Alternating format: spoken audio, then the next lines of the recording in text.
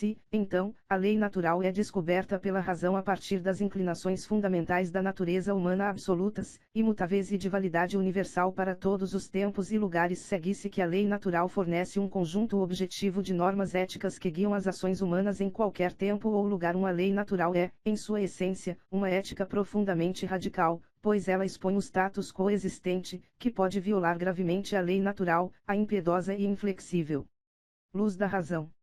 No campo da política ou da ação estatal, a lei natural fornece ao homem um conjunto de normas que pode ser radicalmente crítico às leis positivas atualmente impostas pelo Estado.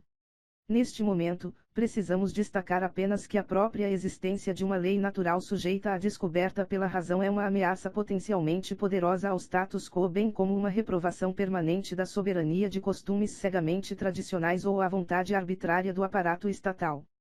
Na verdade, os princípios legais de qualquer sociedade podem ser estabelecidos de três maneiras diferentes: a. Seguindo-se os costumes tradicionais da tribo ou comunidade; b. Obedecendo-se à vontade arbitrária e ad hoc daqueles que governam o aparato estatal; ou c. Utilizando a razão humana para descobrir a lei natural. Resumindo, por conformidade subordinada aos costumes, por capricho arbitrário ou pelo uso da razão humana.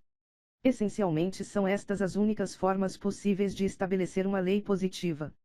Aqui afirmaremos apenas que o último método, C, é ao mesmo tempo mais apropriado para o homem, mais nobre e plenamente humano, e mais potencialmente revolucionário vis-à-vis qualquer status quo conhecido. Em nosso século, o desprezo pela mera existência da lei natural e a difundida ignorância sobre esta têm limitado a sugestão de adoção das estruturas legais, A, ou B, ou uma mistura das duas. Isto afeta também aqueles que advogam uma política de liberdade individual. Portanto, existem libertários que simples e inquestionavelmente adotariam o direito consuetudinário, mesmo com suas muitas falhas antilibertárias. Outros, como Henry Hazlitt, descartariam todas as limitações constitucionais ao governo e contrariam unicamente com a vontade da maioria como expressada pela legislatura.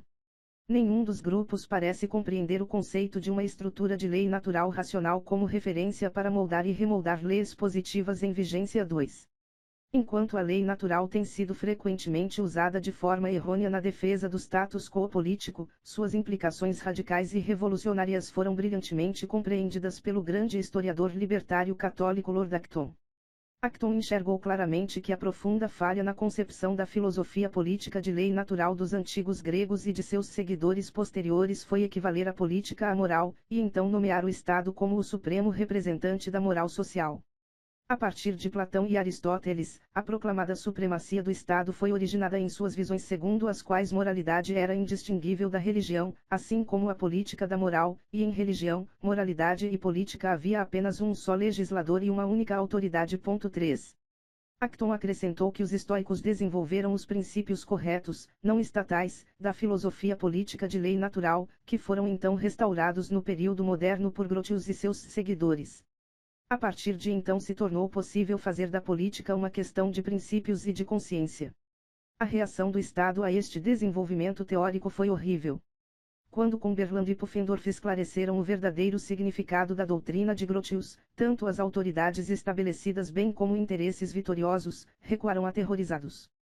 Ficou claro que todos que tinham aprendido que a ciência política é mais uma questão de consciência do que de poder e conveniência, deveriam considerar seus adversários homens sem princípios. 4. Acton enxergou claramente que qualquer conjunto de princípios morais objetivos enraizado na natureza do homem tem obrigatoriamente que entrar em conflito com costumes e com leis positivas. Para Acton, esse conflito inevitável era um atributo essencial do liberalismo clássico. O liberalismo almeja pelo que deveria ser, e respectivamente do que é. 5. Como Himmelfarb escreveu sobre a filosofia de Acton. Ao passado não foi conferida nenhuma autoridade exceto quando em conformidade com a moralidade. Levar a sério a teoria liberal da história, dar prioridade ao que deveria ser sobre o que era, ele admitiu, virtualmente instaurar na prática uma revolução permanente. 6. E assim, para Acton, o indivíduo, munido dos princípios morais da lei natural, se encontra em posição firme para criticar as instituições e os regimes atuais e expô-los à forte e severa luz da razão. Mesmo John Wilde, muito menos voltado à política, havia descrito vigorosamente a natureza inerentemente radical da teoria da lei natural. A filosofia da lei natural defende a dignidade racional do indivíduo humano e seu direito e dever de criticar através de palavras e ações qualquer estrutura social ou instituição existente nos termos daqueles princípios morais universais que podem ser apreendidos pelo intelecto individual isoladamente. 7. Uma vez que a lei natural é essencialmente radical e profundamente crítica às instituições políticas existentes, porque foi largamente classificada como conservadora. O professor Parthemus considera a lei natural como conservadora porque seus princípios são universais, fixos e imutáveis, e por isso são princípios absolutos de justiça. 8. Pura verdade, mas porque imutabilidade de princípios implicaria conservadorismo.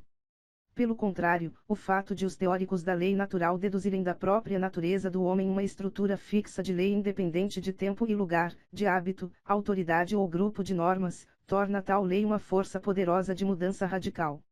A única exceção seria o caso especial e raro no qual a lei positiva coincide em todos os aspectos com a lei natural discernida pela razão humana. 9.